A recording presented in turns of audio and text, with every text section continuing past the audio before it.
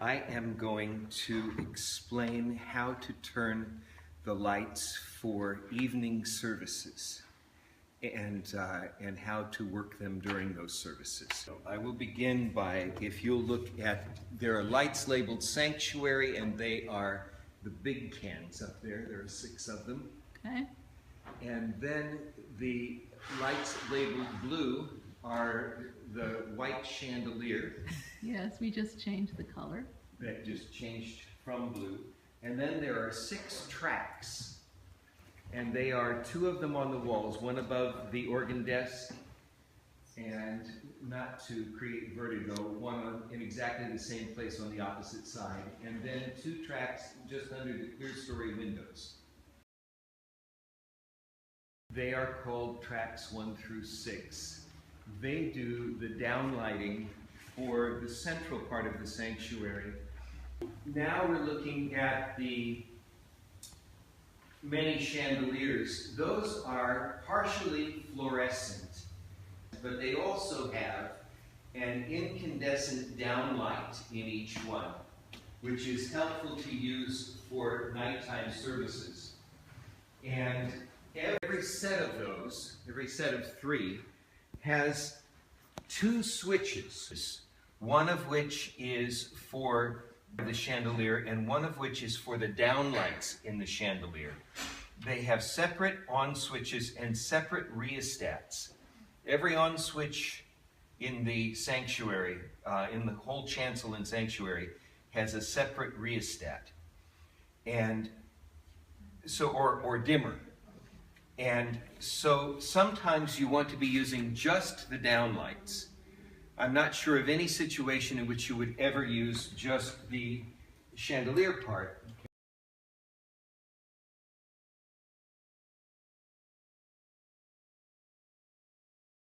But here's the downlight on. And here's the downlight dimmed, which looks like nothing now, but is enough at night. The downlights are better than candles alone at night, even when they're turned down. Every set of chandeliers, every set of tracks or sanctuary lights have both power switches, dimmers, and thirdly, what's called an override switch or a toggle, and the areas are named. There's chancel 1 here, chancel 2 is the whole center area, and chancel 3 is the other side of the altar. And then there's cafe 1 and 2. Those are just named so that we will understand these gangs as and know which switch we're pushing. The toggles are important, and I'm going to talk about why when we move back to the other location. Besides those I've mentioned, Cafe 1, 2, Chancel 1, 2, 3, there is also here another toggle, which is security lights, the ones that light the building outside at night. They're on a timer from that panel. They run automatically. The parking lot lights are also on a toggle, and that toggle is just above the book rack. Labeled parking lot lights. Yes. They go on at dusk and off at 10. Unless you hit that toggle.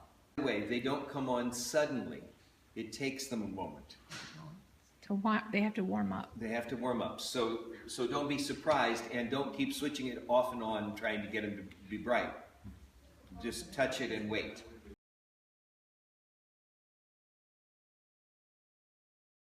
Well-kept secrets of St. John's. There is a master lighting programming station. It is never needed to control the lights directly. That's all done with switches. But there is no switch in the building that is directly connected to the lights it controls.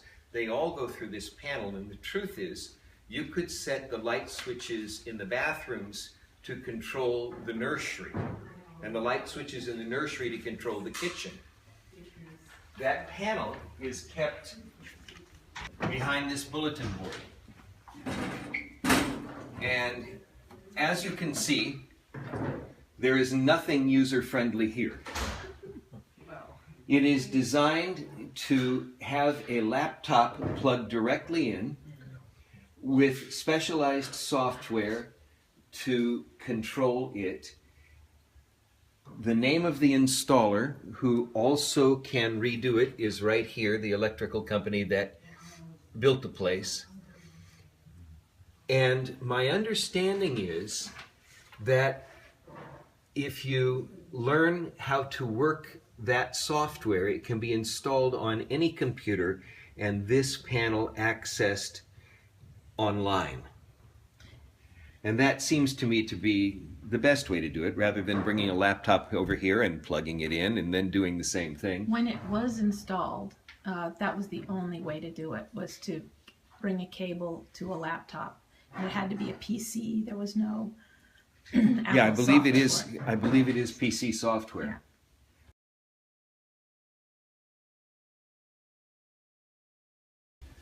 For the Great Vigil, we close the movable wall.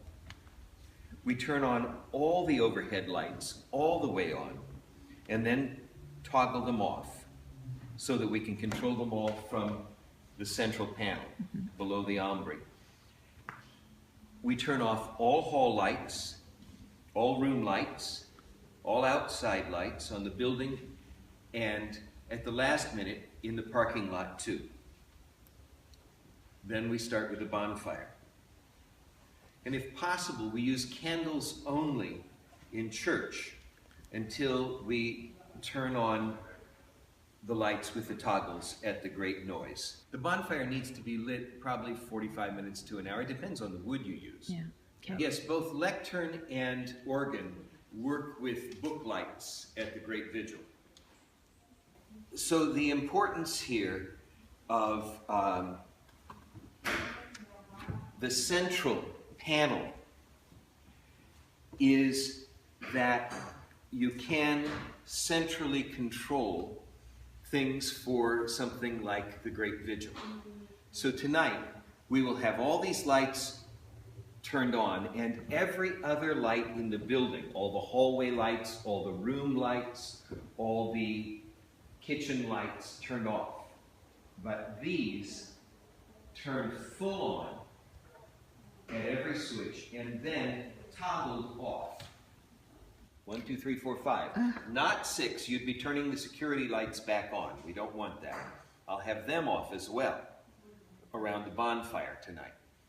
So we will begin the service in the dark, light the Paschal candle from the bonfire, light our candles from that, follow it in, be in the pews, listen to the exultet, and work simply by our candles all the way up until the time when we say, Alleluia, Christ is risen.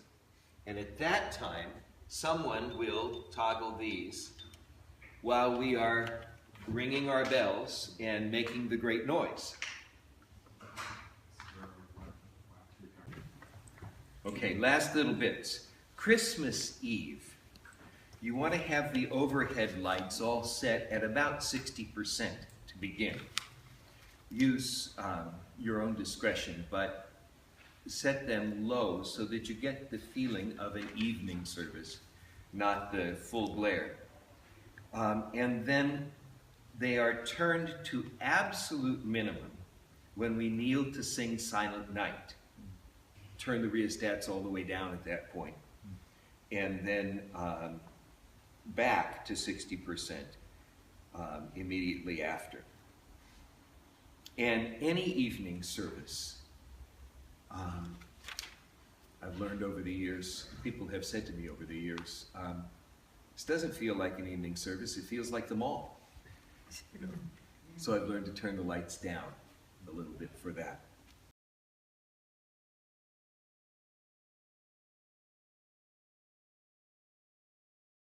It is my recommendation which we've never tried to implement, that we turn all of these on by default. Chancel 1, chancel 2, chancel 3, cafe 1, cafe 2, and leave them on, all the power switches. And simply turn off the override switches. The reason for that is that then when you walk into an area, you can just flip the override and have the lights on. It's simpler, and it's sometimes much simpler. For example, if you are in the middle of the Easter Vigil and everything has been dead dark except for the candles that people are holding, then all you have to do to turn on all the lights, if all these have been left on, is to come over here and go cafe 1, 2, chancel 1, 2, 3, and all the lights in the building will be on. There is a nighttime auto reset of the lights. If we were to leave and forget to turn the lights off, they are meant to be turned off automatically at midnight. That setting is messed up. They are now turned off automatically at 6:45 and 7:45 a.m. And maybe earlier. I don't know how many times it does it, but at least at those times, I know from Sunday morning. If ever we have somebody work on that panel again and reset things, that particular nighttime toggle needs to go back to midnight. There are also these tracks up above that shine first down into the chancel, but also to light, for example, one of them is shining on the statue of John the Baptizer. And one of them is sort of shining up toward the banner in the front. If we were to get a couple of bright spots and put them on those tracks, and the banners could work differently. At present, for example, for Nan Fitch's memorial service, the family would like to hang quilts. But hanging a quilt there won't really work because it's not translucent. It would be dark.